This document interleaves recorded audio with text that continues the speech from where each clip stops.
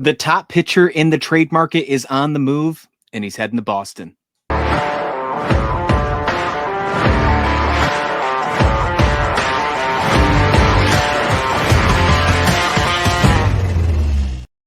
Yes, welcome on into First Pitch, your daily stop for all news, notes, and everything under the sun when it comes to MLB, your daily recap here. I'm Christian Rao. You can find me on Twitter at firstpitch_MLB, and joined with another day, good old Lindsey Crosby. Find him on Twitter at Crosby Baseball. And Lindsey, what a fun day it has been. Winter Meetings has been definitely, no doubt about it, has it been boring. I think that's what you could say. It has not been boring. It has been very interesting. And it seems like every time it goes to Dallas, it's been pretty exciting. That's when the A-Rod thing happened a few years back.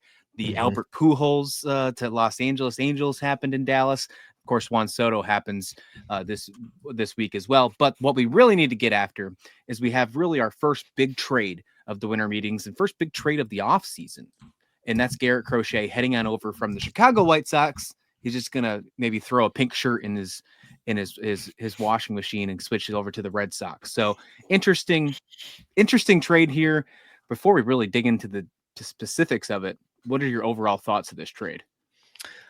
I'm glad it finally happened. I think the two thoughts I had was, one, I'm happy for Red Sox fans that they finally came in first place in something, because they've been in on it felt like almost every free agent. They've been trying to get stuff done, and they've been one of the first runners up on everything. But this is the rare trade that I really like for both sides, right? The Red Sox get a guy who can be their number one starter. They've got the money to extend him. But you look at the package they give up. It's a good package. Kyle Teal, top 25 overall prospect on MLB. Braden Montgomery, top 50 prospect. Both those guys are their last two first-round picks. Infielder Chase Medroth, and then Winkleman Gonzalez. It's a good package. It's a good return for the White Sox. But the Red Sox didn't have to give up any more than one of the big four. They still have Marcelo Meyer. They still have Roman Anthony. Like, they didn't have to give up multiple guys from the big four. I like the deal for both teams. Yeah, I'm with you. I think the deal for both teams, in one of those rare cases, really works out for the direction that each of them are heading towards. I want to talk about the Red Sox side of this first, because the White Sox obviously are playing towards the future, so let's save that portion for the future. Let's talk about the Red Sox now, because with this trade, and even though there's other teams in their division, especially with the Yankees and what the Orioles have done, and we don't know what's going to happen with Tampa Bay and Toronto so far, but you feel like they're going to still make some moves. You don't feel like this division is done as of right now. But with the Red Sox, it sounds like you don't make this trade unless you feel like your window for competing for a potential AL pennant, or even make it to the World Series, or even go farther than that, is in those next 2 years. Because as of right now, Garrett Crochet only has 2 more years, of control, and then you wait for a contract extension. Hopefully that happens. But do you think that Boston's in a contendership right now, what you see with this roster? When you look at the roster, like, it's a really young roster, especially on the position player side, right? You've got, Raffy Devers, big long-term deal, 7 years in the league. Trevor Story, 9 years in the league. Matsutaka Yoshida, only 2 years in the league, but on a standard free agent deal because he came over from Japan. But then outside of that, it's a lot of guys that are 1 year in, 2 years in, into their third year, not even arbitration eligible yet. And so, like, this, it makes sense that Crochet is relatively cheap for 2 more years of arbitration. You've got some young pitchers here. Tanner Houck, Brayan Bello, Richard Fitz, personal favorite of mine. I actually talked to him in person a couple weeks ago. Cutter Crawford. They went out and reinforced the bullpen with some veterans like Aroldis Chapman, Justin Wilson. They're getting Liam Hendricks back. You feel like this is a good 1 to 2 year window for Boston, especially with New York having to figure out how to replace the offense of Juan Soto and fill some of the position player holes. It's a good 1 to 2 year situation. I still think you need more work to do if you want this to be a longer window, but I like the competitiveness right now. And then you have the ability, if somebody were to get hurt, if somebody were to slump, you can bring up a prospect just about anywhere, right? If it's your middle infield, well, guess what? We've got Marcelo Meyer. If it's your outfield, we've got Roman Anthony. Like, you've got a guy you can bring up at any position just about, except for catcher, because you just moved off of Kyle Teal. So I like the window. I like the setup right now for at least the next 2 seasons or so to be competitive. I like Garrett Crochet, and I know he's been definitely polarizing as a figure back and forth, and he definitely has a bad, I think, sour taste to some for what the remarks happened over trade deadline this past summer. He stated that he didn't want to get traded to a contender, like in a sense of he didn't want to pitch more innings until he got a contract extension. That's basically what it was saying. I don't want to mix words too much. Yeah. But with that being said, has not reached 150 innings at all in a season.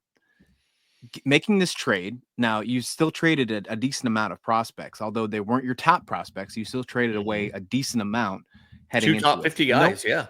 Right, and four of and the other two were at least top 30 in your organization. So heading into 2025, knowing that you have Garrett Crochet as your potential ace as of right now, would you say that the risk is worth the reward as you're sitting right now, knowing that you just moved some prospects for the potential of Garrett Crochet when you haven't seen him hit 150 innings once because he just became a starting pitcher? I think he's in a situation where if you look at like his workload and kind of the way they managed him, he didn't have to go to the bullpen during the season. Now, some of their starts late in the year were short, right? But he pitched 146 innings in a year after pitching 12 and 2/3. And I don't believe he had to go on the IL at any time last year. So you feel comfortable that if he was able to stand up to 146 innings last year, you can probably get a standard modern workload out of him. You're 160 to 170. I'm not as concerned because he was able to do it all year, right? Another reliever to starter conversion, Ronaldo Lopez. When Atlanta shifted from that 6-man rotation to that 5-man rotation and put guys on regular rest, he went on the IL twice in the last 2 months of the season, missed 17 days both times. Crochet, they kept his starts shorter to save his innings, but he posted. He made 32 starts. I'm not as worried about his workload, with the usual caveats of any pitcher at any time could just have their elbows be destroyed, because the worst thing for you when it comes to pitching is to pitch. But I'm not specifically concerned about Crochet's workload because they managed it well with Chicago last year. Now we're just getting to the end of winter meetings here. As of right now, as the time of recording, this hasn't happened. So if it has happened afterwards, obviously we'll update you in a later episode or somewhere on the YouTube page. But there have been some reports as well that Boston is still looking for starting pitching depth. And there was a report that came out, and I'm not sure how true it is, Lindsay. We'll see as we dig into it, that they're potentially looking to trade for one of the arms of the Seattle Mariners. And they didn't mention who. I'm guessing it's Castillo. I'm guessing that's where the name would come in. I don't think that Seattle will be willing to move some of those young arms. My guess is Luis Castillo. But if that's the case, we know at one point they were in a Corbin Burns. This trade might change that. They might not feel like the money is worth the squeeze on that portion, or feel like they don't have to go after Corbin Burns because they need to focus on a contract extension for Garrett Crochet. But another trade for Luis Castillo, that's a potential of possibly could happen as well for Boston. Yeah, if you can add him in there and have 4 guys who you feel really comfortable that could start a postseason game for you in Crochet, in Castillo, and Tanner Houck, and then Brayan Bello, who you're counting on being healthier and more effective, and I think what'll be his 3rd year in the majors, that's a big deal. And I think the thing that this Boston squad has is they have a lot of 40-man depth for the rotation, right? Cooper Criswell, Hunter Dobbins, Quinn Priester, who they got in July from the Pirates, Zach Penrod, all on their 40-man roster. They've got other options of guys that they could make spot starts, but how many of those guys do you want to start a postseason game for you? Lucas Giolito is going to come back at some point in time after internal brace surgery, but what condition is he going to be in, and are you going to be able to start him in a postseason game? I can see a scenario without some other major rotation acquisition. I can see a scenario for the Red Sox where they are having a Detroit Tigers style all hands on deck pitching plan late in the year because they're dealing with injuries or ineffectiveness from a lot of these young guys in the rotation. Everybody, the oldest guy in the rotation is Cutter Crawford at 28. And just some of these guys don't have a ton of. Richard Fitz threw 20 and 2/3 innings in the majors last year. A lot of them in the minors, right? But still, Brian Bellows spent time on the IL. Like you have concerns with a lot of these guys, and going out to get one more stud, I don't think would hurt. A lot of the rumors are that Tristan Casas is going to be the one that they look to move, the first baseman. I honestly think he's better than he gets credit for. I don't think he should get moved. But if he does, obviously you can move Raffy over from third to first, and you just fill a third base hole with some of the existing depth you have, whether it's a Vaughn Grissom, some of your second baseman kicking out over there. Blaze Jordan's in, I think, AA or AAA. They signed Nate Eaton to a non-roster, like to a minor league deal. Maybe it's that, something like that. You've got options, right? But adding a postseason starter is never a bad thing for a team that's trying to contend. Yeah, Casas to Seattle, if that was the trade, would make a lot of sense. I think Casas would fit really good in Seattle if they were going for one of those starting pitchers. Again, that's just a rumor right now. Nothing is out of the case. Go ahead. I'm thinking rather than something like Casas for Castillo, I'd be more interested in getting one of the younger starters, like a For sure. like a Brian Wu or somebody, and maybe throwing in one of your numerous second basemen you have. Because like on your 40 man, you've got Vaughn Grissom, you've got Emmanuel Valdez. Kristen Campbell's behind all of them at second base and probably going to come up and take it. The major league level, you've got David Hamilton, you've got Romy Gonzalez, you've got so many guys that can play second. And what does that Mariners squad need? They've got openings at second, they've got openings at third, they got to figure out first base. I think you could enhance the package with a second major leaguer and maybe get a cheaper pitcher than Luis Castillo. We'll see what happens, but I do think there's a lot of different permutations if they want to make a deal. There's a lot of options they can do here. I'm with you. Real fast before I get over to the White Sox side, I know we're kind of going long on this segment, but it's the big segment of the day. I got to play devil's advocate at least once here on this show. And with that being said, Lindsay, the last time that these two teams made a trade for a pitcher kind of didn't work out on the side for the Boston Red Sox, with Chris Sale obviously not having a great career with Boston. So, one, will it work out better this time? And two, does that mean Garrett Crochet is an Atlanta Brave in 6 years? I'm excited for the Garrett Crochet Cy Young campaign for the Atlanta Braves in 2029 or 2030, I think is when that should come around. Those trades were within, I mean, they were both in the same week in December, just obviously years apart. So I'm excited to see kind of what comes out of this. And if Crochet ends up in Atlanta in the back half of his career, obviously not as accomplished as Chris Sale was when he got traded, but I would think from a stuff perspective, just as appealing as Chris Sale was when Boston acquired him from the White Sox in 16, I think. 16, 17? Yeah, I think it was 2016. Yeah, and Garrett Crochet, to my knowledge, didn't cut up any jerseys as well. So he might still be in good graces Still time. with Chicago. Yeah, Still time. that's true. There's still plenty of time. Real fast, let's talk about Chicago. Should we give Chris Getz some credit? Should we actually finally do that? Because I have not been nice to him on this show, at least over the last 6 months or so. So should we give him some credit for this trade and for what he did with the Dylan Cease trade? He's starting to build up a pretty decent prospect pool heading into 2025 and looking to get beyond, trying to make a young core, because this team obviously needs that prospect help, that help to just build up their organization and step forward and compete in this AL Central. One of the divisions that is always so hard to predict. Is Chris Getz finally doing the right thing? I think that the two things I want to shout out Chris Getz for is one, holding out at the trade deadline last year to get a better package, right? There's a lot of reporting coming out about what they asked for from Philly in a Garrett Crochet package. They wanted Andrew Painter in the deal. Philly would not move Andrew Painter. Philly's offer did not increase when they got to the offseason this year like it did at the trade deadline. They were willing to throw in Aiden Miller and Justin Crawford reportedly at the deadline. But holding out to get what I think is the best package that we've seen outside of a Juan Soto trade. And then two, just understanding how tough it is to get legitimate talent that could be impact major leaguers and the hit rate on prospects. they've gone and they've gotten 2 top 100 catchers now. Edgar Quero came from the Angels. Kyle Teal here from Boston. Like they're understanding that, hey, we need position players and we need to have multiple options at every position because not every guy is going to work out. And we need to get impact, as much impact as we can. So both quantity and quality. We've seen some trades, the A's come to mind, that were just quantity. They just wanted 4 or 5 guys. And you look back 3-4 years later, none of the guys are on the roster anymore, right? And you think about some of these big trades you've seen, the Red Sox trading away Mookie Betts. None of those guys that they traded for are still with Boston, right? So the fact that they got such good players and so many of them, 4 players, you have to think somebody's going to pan out.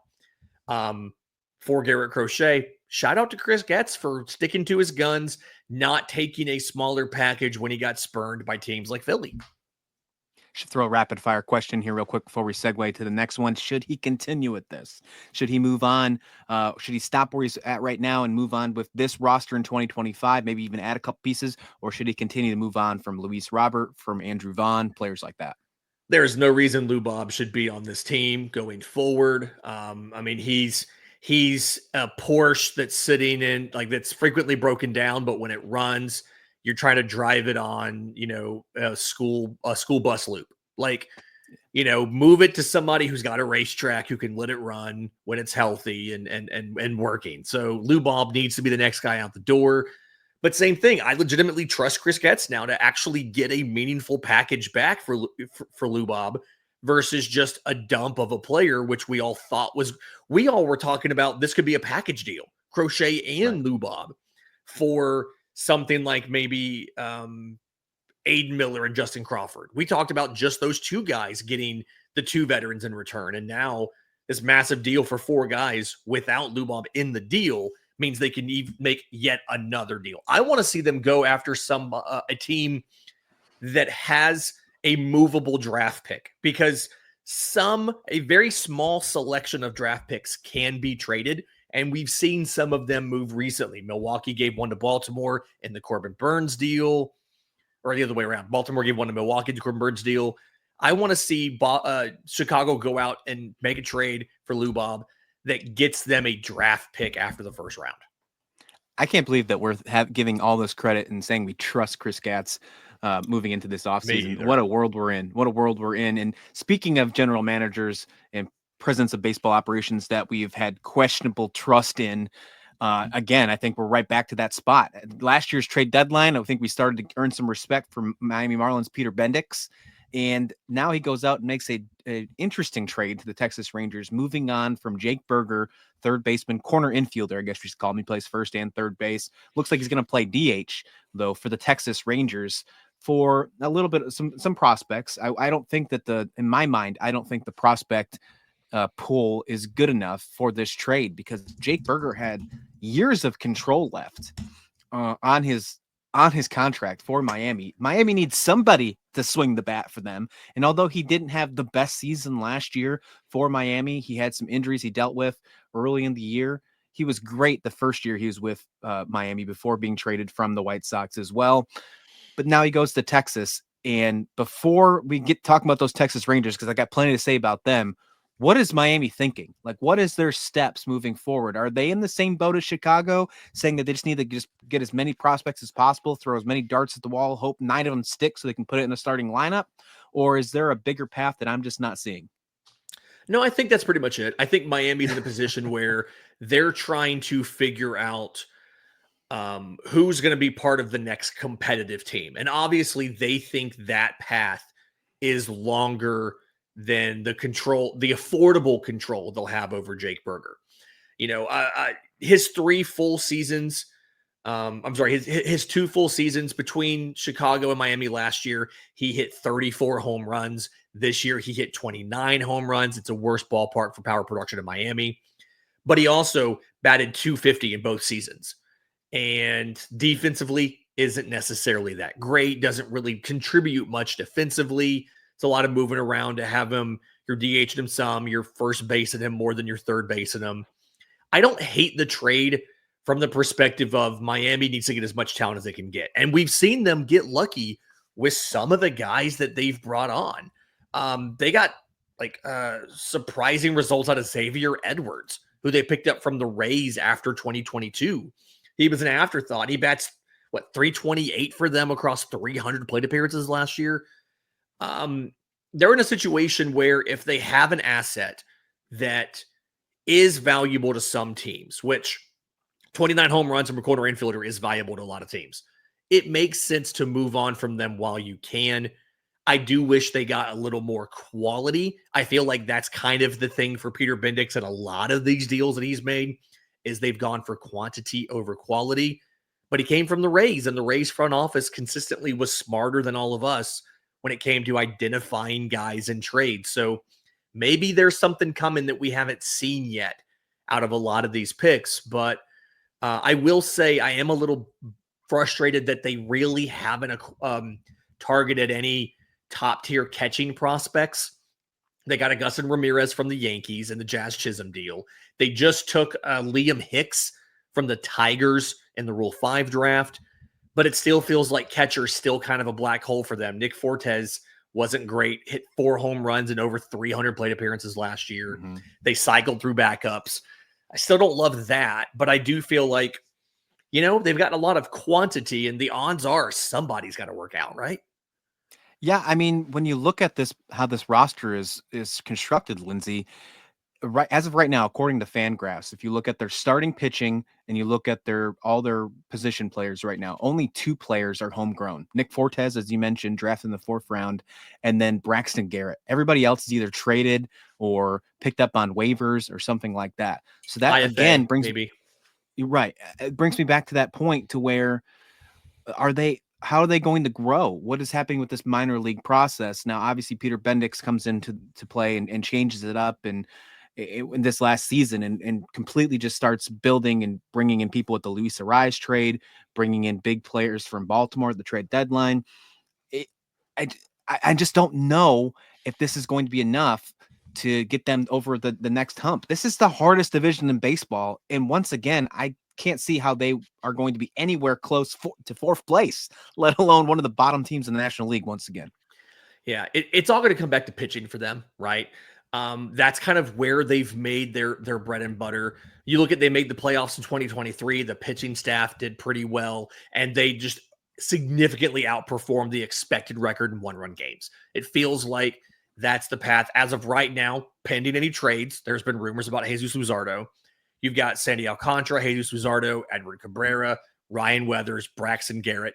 It's a pretty good 1 through 5. Right behind them, Adam Mazur in the minors, Max Meyer, Valente Belozo, and then prospects like Robbie Snelling, Patrick Monteverde, Dax Fulton, Thomas White. They've got a whole pipeline of pitching coming. It's just, can the offense do enough to keep that pitching in games? They'll get Yuri Perez back probably the end of 25. He had Tommy John in April. I don't think it really matters what they do offensively until that pitching staff is back in place. But you have to assume you're going to get better health out of these guys this year than you got last year. I don't think you could have a more injured rotation than what the Miami Marlins had in 2024. So that pitching staff's there. They can surprise and win a bunch of close games and compete for the division. They just, eventually, they've got to develop some hitters. And you hope that bringing in new development staff, bringing in new front office people like Peter Bendix has did, his whole first offseason was mostly grabbing guys off of waivers from the Rays and hiring off the field roles to develop players. You have to hope that's going to pay off at some point in time soon.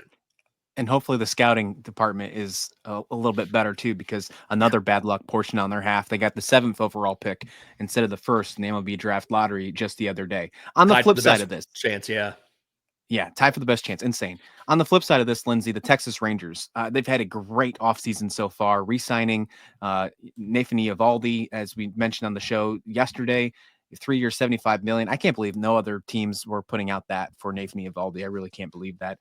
Kyle Higashioka, I think, is a really nice piece. He's going to split time with Yonaheim, and then, of course, Jake Berger in here. With that being said, if everything stays as it is right now, heading into 2025, do you think the Texas Rangers have the best roster in the American League West? Ooh, best roster in the American League West. I think they're definitely up there. Offensively, I think so. I don't think any other offense in the American League West matches up with them.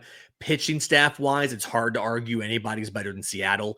I do think offensively, it does probably matter a little bit if Houston's able to fill that first base hole and if or not they trade Cal Tucker, which we probably should talk about soon. But I like the 1 through 9 for the Rangers. You're counting on a little bit of youth and some health, right? You lost Josh Young to injury for a while. Evan Carter missed most of the year with that back issue. But you've got dudes in the lineup, provided the balls aren't de-juiced again like they were last year, right? The Rangers, a slugging team. The Braves, a slugging team. They both struggled. Rangers still did well with runners in scoring position. They were still clutch. They just weren't hitting for the power that they usually do. The rotations got a lot of injury and age questions. 4 of the 5 starters are over the age of 30. 2 of them, Eovaldi's 35. DeGrom's will be, I think, 37 when the season starts. But you've got a lot of pieces at a lot of places. And the thing we always kind of talk about, the advice that I got from John Smoltz last year, you need 3 hot starters in the playoffs. You need 3 hot relievers. You need 3 hot hitters. And you could absolutely see multiple combinations to get that from this team. I do think a closer, a proven closer would be great. They traded for they grabbed Rowanzi Contreras off of waivers. They just signed Jacob Webb. Those guys combined for 4 saves last year, right? They lost Kirby Yates. I do think going out to grab a closer would be great. I would have loved them to go get Chapman again. Obviously, that didn't happen. He signed with Boston. But outside of that, I really do like this roster. I do think it's pretty deep. And you've got guys that can perform. They just have to do it this year like they didn't last year. Yeah, injuries were the major concern in 2024. If they can stay healthy, then, as we mentioned, this roster is very close to being right back to showing why they were the World Series champs just a year removed. So I'm with you. But, speaking of the AL West, and you're right, let's get to it. Let's finish off this show talking about some more Kyle Tucker rumors, looking like this is potentially going to happen. It's more of not just a rumor being circulated. It sounds like it's more serious than we thought. Yesterday, I said that it doesn't matter if there's even an inch you think that you should have the chance of re-signing Kyle Tucker, then you should do that if you're in the Houston Astros boat. But I thought about it a little bit, Lindsay, and with the Juan Soto signing, $765 million, with the Max Fried signing, that's higher up in there. That means Corbin Burns is going to be launched up as well.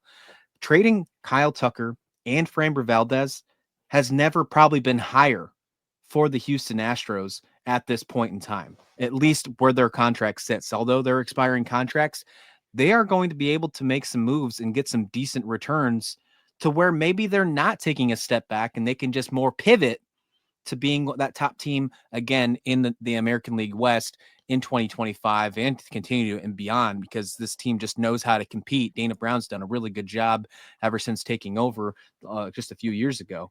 With that being said, it sounds like there's a couple of rumors going around with Kyle Tucker. I definitely want to dig into them. It looks like the Chicago Cubs are one of them.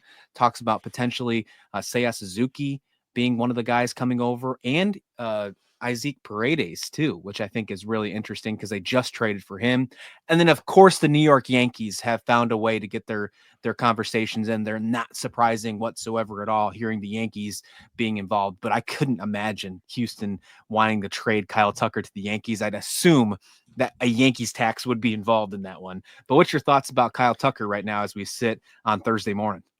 The Astros probably need to make sure that they're getting major leaguers back, right? I don't necessarily think that they're in a position, given the holes you have in third base, given how, and first, really, John Singleton's been okay, but he's not Right. an add to the roster, right? How shallow the outfield is.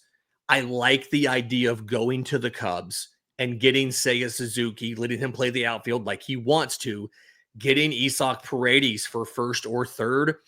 I thought he should have been the trade target of the Astros simply because he is like the highest pull percentage of any right-handed hitter in baseball.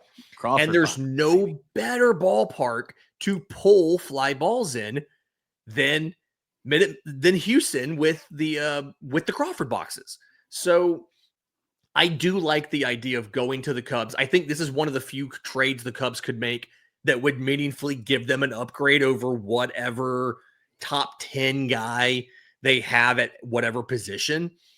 I do think they have the prospect depth between Matt Shaw, Cam Smith, things like that, where they could cover third base if they move Paredes as well.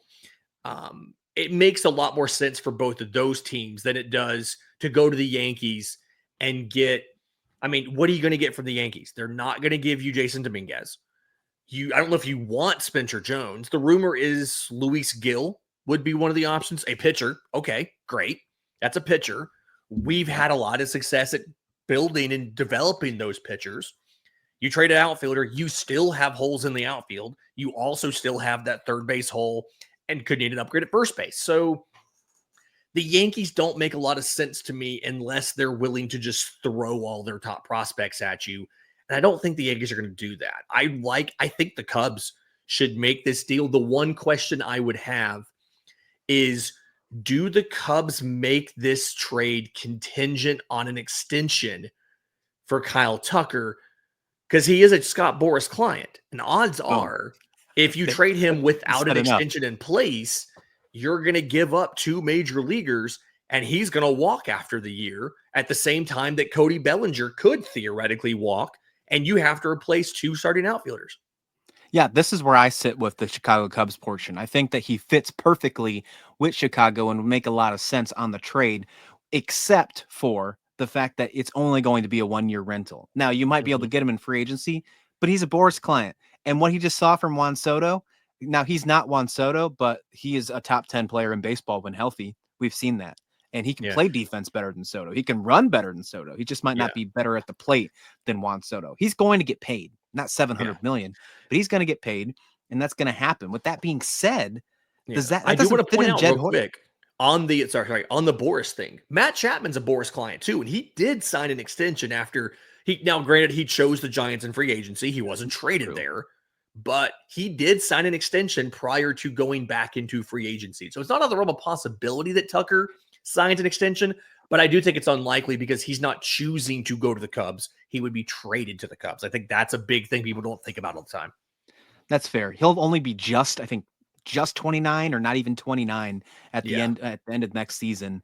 So I feel like he's going to hit free agency. Now, it could happen, but if they don't get that to work, that completely takes away everything Jed Hoyer has said over the past year, saying that their entire roster is focused on building for 2025 and beyond. So if you go out for Kyle Tucker, you trade the house for him, thinking that you're going to be able to build around him, and then he leaves next season, and then you don't have anything but maybe a comp pick.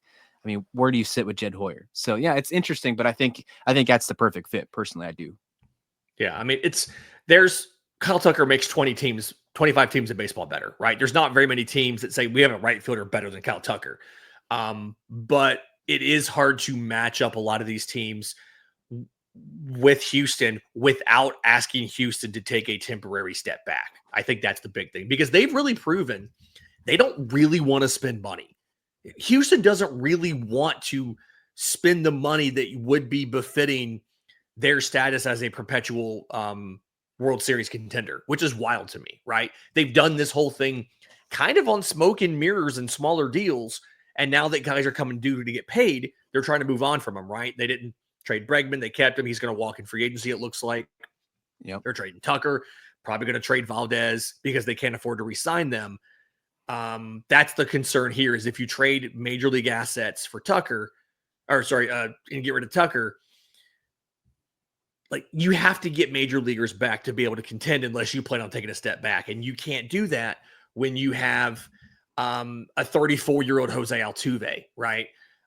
When you're aging here, Framber Valdez 31, Renato Blanco's 31. You can't just take Josh Hader's 31. You can't just say, yeah, we're going to take a step back for a year. You got to contend. And that's the hard part, is matching up that part of the deal.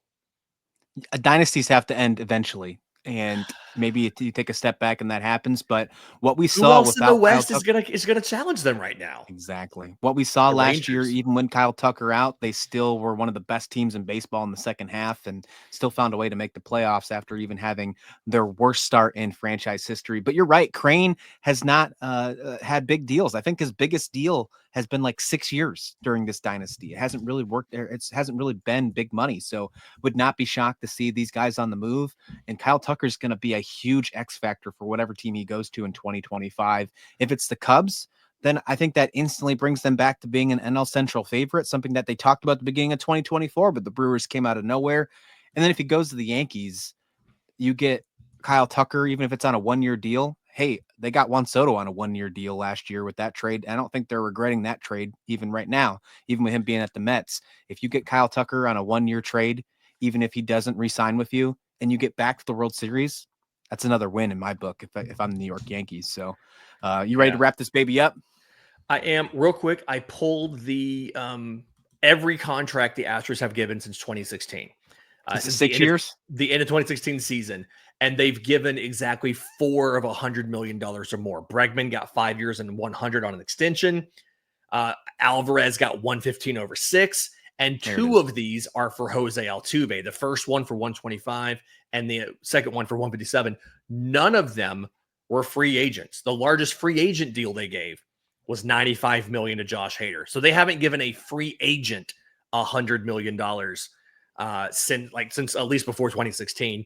I don't feel like they're going to start now, but can they even get an extension with Kyle Tucker? I don't think they can.